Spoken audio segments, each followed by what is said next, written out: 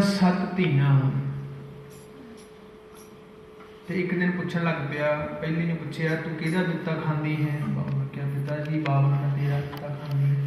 दूजी नूं, तीजी नूं, चौथी नूं, जदों 7वीं नूं पूछया वो कहंदी बाबल मैं तेरा दिता नहीं खांदी। आखो सतनाम। वो कहंदा फिर किहदा दिता खांदी है? वो कहंदे ओहदा दिता खांदी जिन्हें तैनूं भी दिता, जिन्हें सारियां नूं दिता, जिन्हें सारी सृष्टि नूं दिता, मैं ते ओहदा दिता खांदी है, तेरा नहीं मैं खांदी। उहनूं इन्ना गुस्सा आया, कहता इनू मनाओ कि कवे कि मैं मेरा दिता खांदी है, जो कुछ हाँ मैं हाँ और कोई। जिवें आपां शब्द पढ़ते हाँ घर सुख वसिया बाहर सुख पाया, हुण असीं इहदा मतलब ये कढ लैंदे हां कि साडे घर दे विच सुख हाँ, घर दे विच गड्डियां कारां सारे सुख, वो सुख नहीं। इस घर नूं कहा है अंदरले घर नूं। ये घर जे तुहाडा घर बहुत वड्डा होवे, अपना गड्डियां भी होण, जे शरीर ही मन ही सुखी नहीं है कितने सुख कितने है? फिर वो गड्डियां वो वड्डे घर कितने ने? कितने भी नहीं। जे मन सुखी ने, मन सुख है, महाराज कहते घर सुख वसिया, इत्थे तेरे सुख वसिया, फिर बाहर सुख पाया, फिर बाहरले सुख फिर तेनों चंगे लगणगे जे तेरे घर तेरा अंदर खुश होए। जे अंदर दुखी है फिर बाहरलियां चीज़ां कित्थों चंगियां लगदियां। ते जिन्हां नूं परमात्मा ते भरोसा है, परमात्मा दे नाल प्यार है, ते ओह ते फिर रब दी गल करनी। वो कहंदी बाबल मैं तेरा नहीं दिता खांदी, फिर किहदा दिता खांदी है? मैं तां परमेश्वर दा दिता होया खांदी आ, तेरा नाम खांदी बाबला।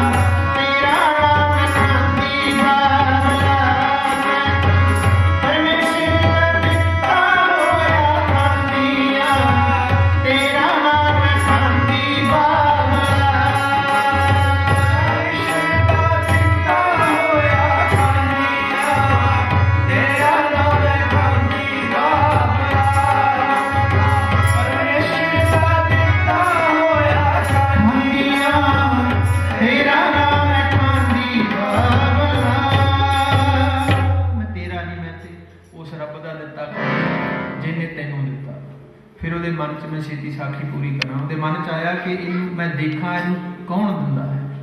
फिर उन्हें अपने होका पटवा दिता कि कोई हत्थां पैरां दा पिंगला बंदा लभो तो इहदा विआह उहदे नाल कर देना, फिर मैं देखूँ इनू कौन दिंदा, कि किहदा खांदी है। ते लभ्या साडे पिता जी सानूं जदों साखियां सुणाउंदे सन, सानूं लागे बिठाउंदे सी, कि धारना पढ़दे हुंदे सी, होर भी धारना उन्होंने विच पढ़नियां, सानूं नाल बिठाउणा सी, इन्हां बच्चिआं वर्गे हुंदे सी छोटे छोटे। ते पिंगला लभ्या, इन्होंने धारना पढ़ाउणी, हत्थां पैरां दा लियाओ कोड़ी ते रजनी दी शादी करनी, उहदा नाम सी रजनी। ते लभ्या विआह कर दिता, कहण लगा लै जा इनू, मेरे राज भाग च तेरे दी कोई जगह नहीं, हुण मैं देखूंगा तैनूं कौन दिंदा है। उन्हें कहा मैनू तो मेरा रब दिंदा है, तू जो मर्जी बाबल करना कर लै, पर मैं नहीं ये गल कहनी कि मैनू तू दिंदा है। लैके तुर पई, जगह जगह तुरी फिरदी है, टोकरी च पा लिया, चक लिया, लै गई, तुर भी नहीं हुंदा। ते पहुंची एक पिंड दे लागे, जिथे बाहर अपने घर वाले नूं रख दिता टोकरी च, ते आप पिंड दे विचों प्रशादा मंगण चले। प्रशादा मंगण गई ते उहदा पति की देखदा है कि छपड़ी है लागे, उहदे विच कां चुभी मारदा है ते हंस बन के उड़दा, काला कां चुभी मारदा है ते हंस बन बन के उड़ी जाता है। ये कां जो हंस है एक बिरती का नाम है, एक बिरती कां दी, कां नूं आपां मनदे हैं कि बिष्टा खाण वाला जानवर है। हंस जिहड़ा है, हंसां दा खाना जिहड़ा है वो सुच्चे मोती खांदे हैं, ਸੁੱਚੇ ਮੋਤੀ ਉਹਨਾਂ ਦਾ ਖਾਣਾ, ਇਹ ਬਿਰਤੀਆਂ ਹਨ ਵੱਖਰੀਆਂ ਵੱਖਰੀਆਂ। ਜਦੋਂ ਉਹਨੇ ਇਹ ਚੀਜ਼ ਦੇਖੀ ਤੇ ਉਹ ਵੀ ਰੇੜ ਕੇ ਲਾਗੇ ਗਿਆ, ਕਹਿਣ ਲੱਗਾ ਮੈਂ ਦੇਖਾਂ ਤੇ ਸਹੀ, ਆਪਣਾ ਹੱਥ ਵਿੱਚ ਪਾਇਆ ਤੇ ਉਹਦਾ ਹੱਥ ਬਿਲਕੁਲ ਠੀਕ ਹੋ ਗਿਆ।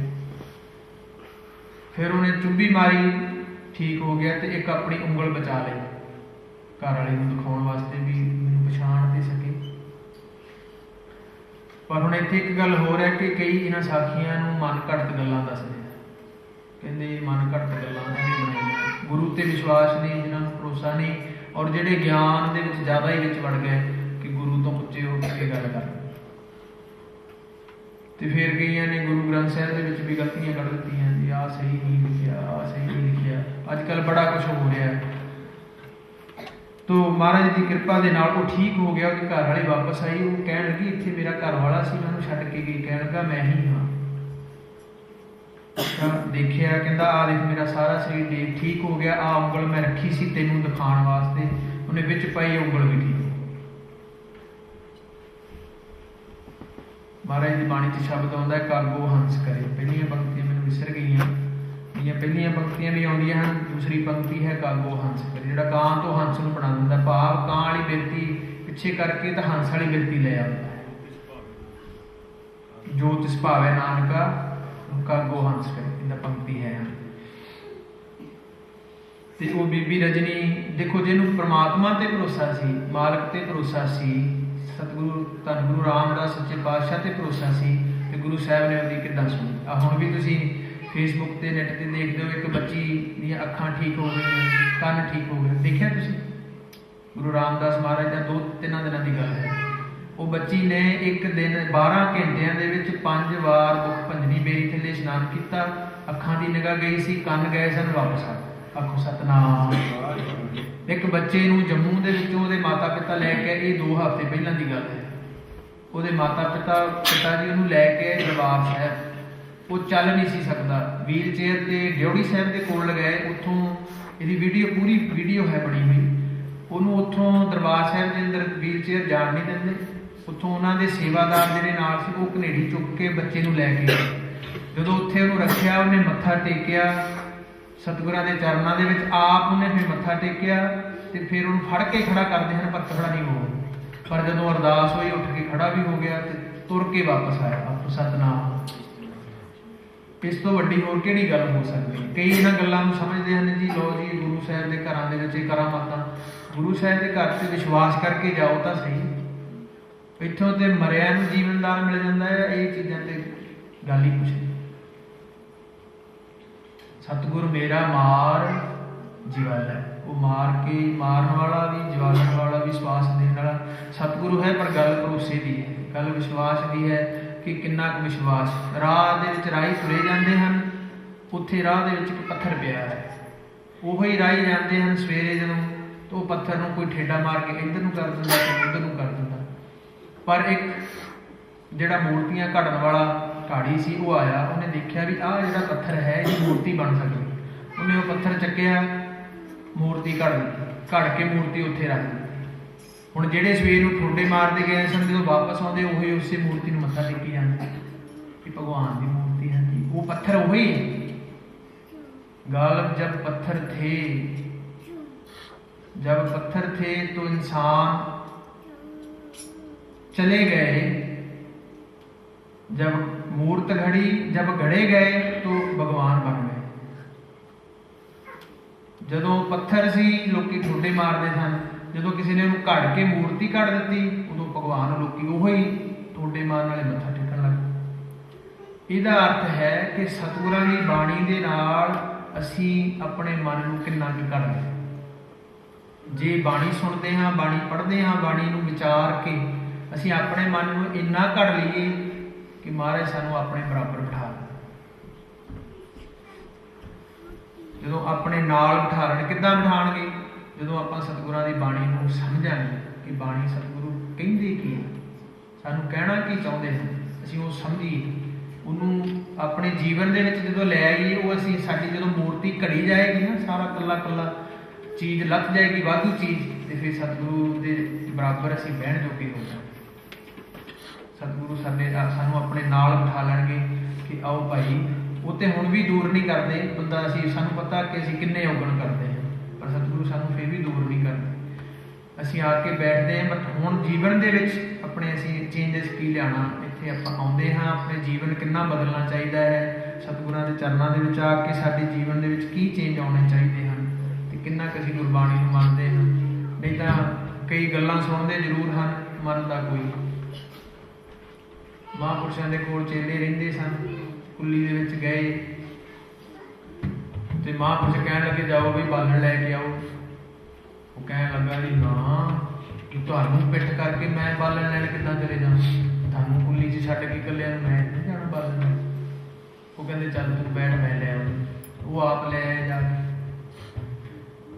शाम नूं मींह आ गया तो वो कहण लगे भाई कुल्ली चोण लगी है, उपर जाके तू थोड़ी लेप कर दे। कहण लगा जी तुसीं थल्ले ते मैं तुहाडे सिर दे उत्ते किद्दां चढ़ जावां उपर जाके।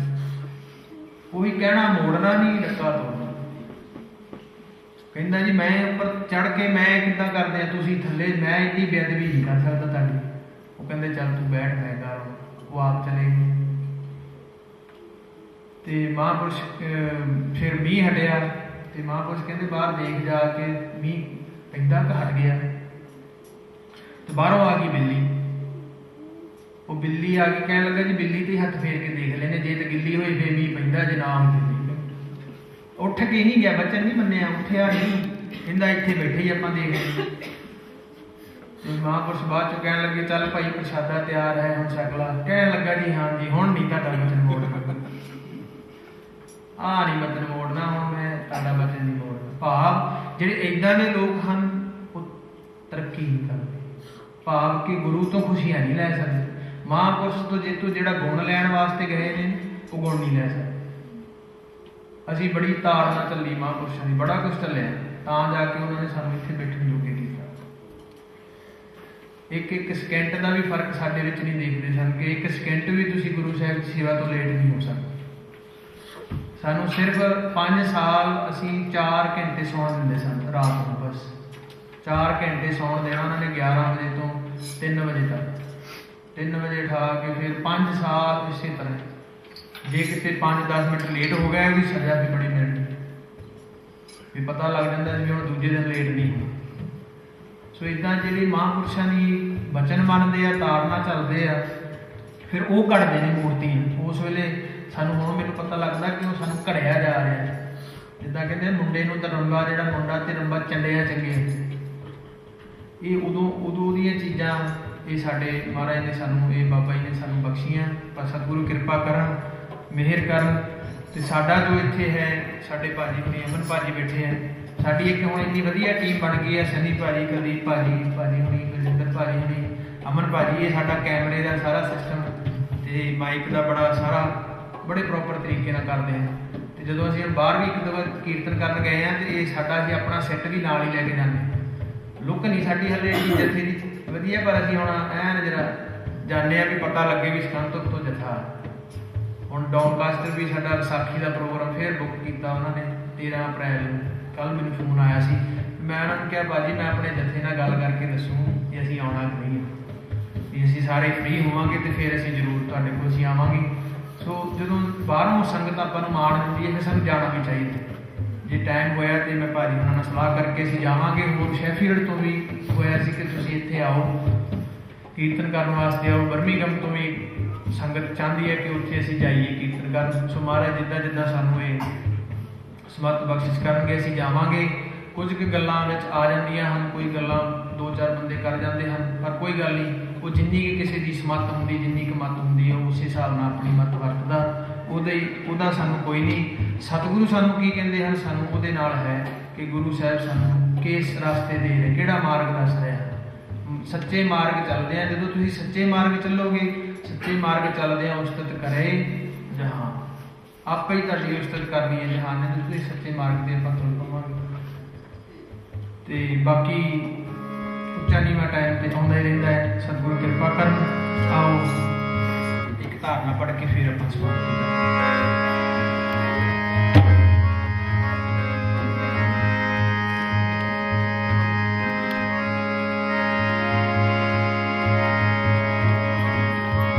ਬਖਸ਼ੀਓ